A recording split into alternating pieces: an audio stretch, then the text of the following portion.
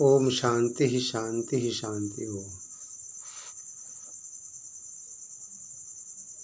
आदर्श समाज का 15वां भाग है।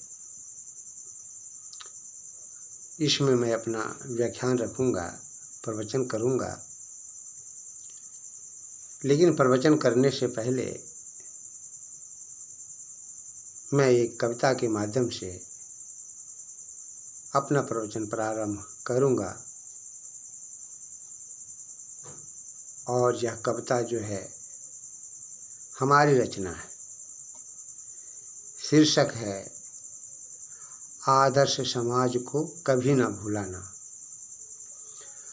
आदर्श समाज को कभी न भुलाना, आदर्श समाज को कभी न भुलाना, पूरे विश्व में इसको फैलाना, मानव जीवन को सुंदर बनाना, वेदों की बातें सबको बताना। मानव जीवन अनमोल रतन है, धर्म के बिना यह जीवन कफन है। मानव जीवन को नरक न बनाना, प्रेम के सुमनों से मन को सजाना। स्वामी विवेकानंद बन कर दिखाना, वीर शिवाजी बन कर बताना। पापों के पंखों में खुद को न फंसाना, सत्संग में जाने से कभी न शर्माना, सत्संग में जाने से कभी न शर्माना। दुष्ट लोगों को हमेशा नकारना, समाज के बीच नशे की बघारना। मानव जीवन को सुंदर बनाना, वेदों के पथ पर सबको चलाना, वेदों के पथ पर सबको चलाना। माता लक्ष्य देवी की पूजा करना, माता लक्ष्य देवी की पूजा करना। अपने हृदय में सद्गुण भरना, अपने हृदय में सद्गुण भरना। पापों के पंखों से हमेशा दूर रहना, प्रातः सायं प्यारे प्रभु नाम जपना। स्वामी दयानंद बनकर भुवन को बता दो, भगवा ध्वज पूरे विश्व में फहरा दो। मनुष्य जीवन को कभी नरक न बनाओ, मनुष्य जीवन को कभी नरक न बनाओ। ज्ञान की गंगा में गोता लगाओ, वीर सावरकर बन कर दिखा दो। हम शेर हैं या दुनिया को बता दो, हम शेर हैं यह दुनिया को बता दो। मानव जीवन अनमोल रतन है, धर्म के बिना यह जीवन कफन है। देश के गद्दारों को यहाँ से भगाना, फिर से ला दो संतों का जमाना। देश के हिंदुओं को बिखरने न देना, देश के हिंदुओं को बिखरने न देना। अपने भाइयों के पद पर काट न बोना, आदर्श समाज का पाठ सबको पढ़ाना। आदर्श समाजी बनो सबको समझाना।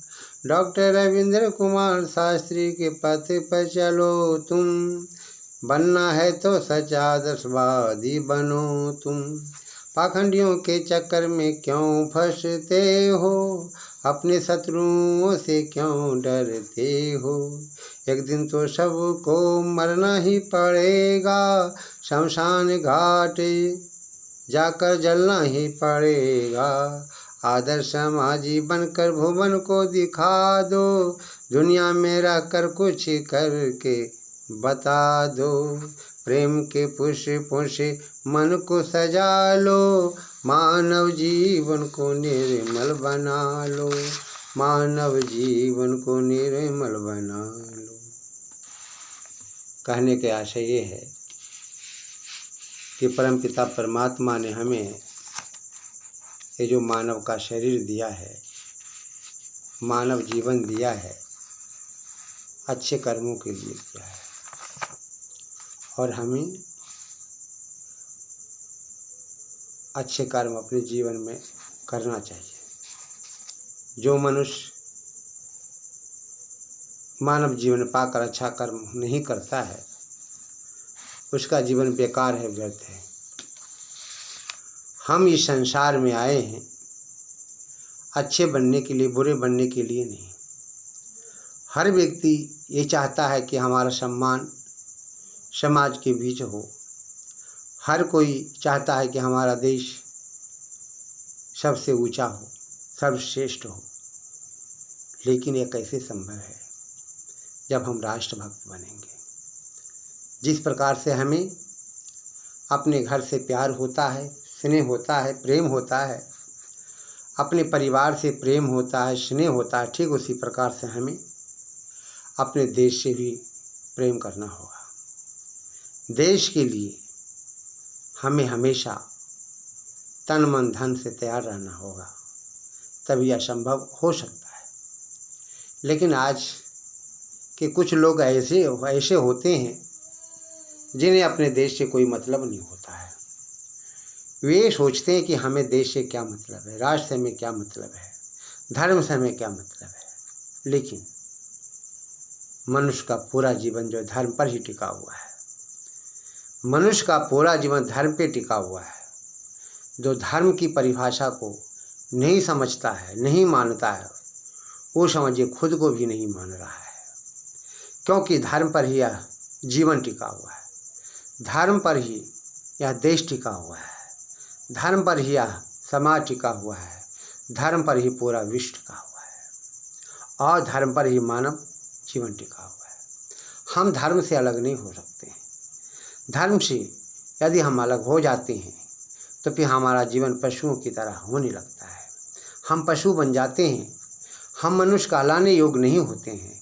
इसलिए दुनिया के लोगों से हमें ये कहना है कि वास्तव में यदि आपको मनुष्य बनना है तो कैसा मनुष्य बने? एक आदर्श मनुष्य। समाज में एक आदर्श मनुष्य की आवश्यकता होती है जिसके द्वारा संसार का कल्याण संभव है, अपना कल्याण संभव है, राष्ट्र का उत्थान संभव है। तो हमें सर्वप्रथम अपने को क्या करना है? अपने को तो पहले हमें आदर्शवादी बनाना है।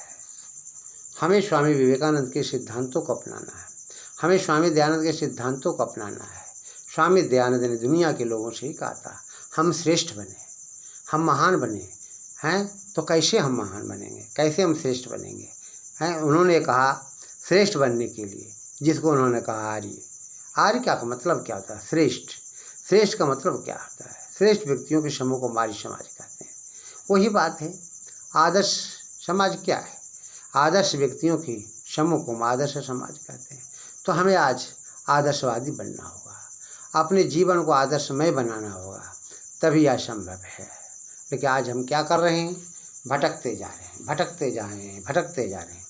हमारा कोई लक्ष्य नहीं है, हमें क्या करना चाहिए, क्या नहीं करना चाहिए, हम समझ अपने को पा नहीं रहे हैं। इसलिए दुनिया के लोगों, आपसे मुझे यही कहना है कि वास्तव में यदि आप अपने जीवन को जो है महान बनाना चाहते हैं तो आइए आदर्श समाज के सिद्धांतों को अपने जीवन में उतारिए। और निश्चित है आदर्श समाज के सिद्धांतों को जब आप अपने जीवन में उतारेंगे तो जो मेरा सपना अर्थात डॉक्टर रविंद्र कुमार शास्त्री का जो सपना है वो पूरा हो सकेगा। मैं आपसे कुछ नहीं कहना चाहता, मैं केवल यही कहना चाहता हूँ कि आप आदर्शवादी बने, आदर्शमय आपका जीवन हो। जब आपका जीवन आदर्शमय होगा तो निश्चित है आपके पुत्र भी इसी रूप में आएंगे। क्योंकि कहा गया है कि पिता का प्रभाव पुत्र पर पड़ता है, और कभी कभी ऐसा भी होता है पुत्र पर प्रभाव समाज के दुष्ट लोगों का भी पड़ जाता है, जिससे जो है पुत्र खराब हो जाता है। तो आज हमें पुत्र को समझाना है और उसे कहना है कि बेटे वास्तव में यदि तुम सब अपना कल्याण चाहते हो, यदि तुम अपना कल्याण चाहते हो, उत्थान चाहते हो, तो फिर क्या करो? आदर्श समाज के सत्संग में जाओ। और आदर्श समाज के सत्संग में जब आप पहुँचेंगे तो निश्चित है कि आपका भला होगा, समाज का भला होगा, राष्ट्र का भला होगा। और आदर्श समाज के सत्संग क्या है? आदर्श व्यक्तियों के समूह को हम आदर्श समाज कहते हैं। आदर्श एक साधारण से शब्द है, कोई कठिन शब्द नहीं है। कुछ लोग कहते हैं कि हमें तो आदर्शमय जीवन व्यतीत करना चाहिए।